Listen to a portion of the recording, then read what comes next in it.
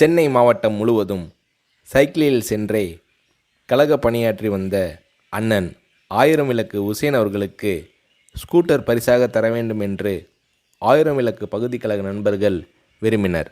அந்த பகுதியின் பிரதிநிதியும் மாவட்ட பிரதிநிதியுமான தளபதி மு.க.ஸ்டாலின் அவர்களும் விரும்பினார். எனவே இந்த நிதிக்குழுவிற்கு தளபதியை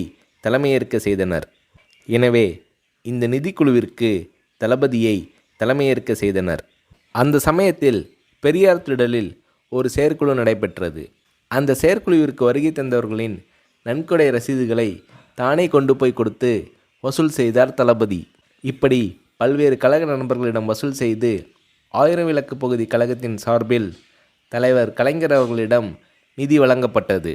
தளபதி மு.க.ஸ்டாலின் அவர்கள் முயற்சியால் பகுதி செயலாளர் எஸ்.ஏ.எம். உசேன் அவர்களுக்கு கழக தலைவர் கலைஞர் அவர்கள் ஸ்கூட்டர் ஒன்றை பரிசாக அளித்து அதன் சாவியை உசேன் அவர்களிடம் ஒப்படைத்து உரையாற்றினார்.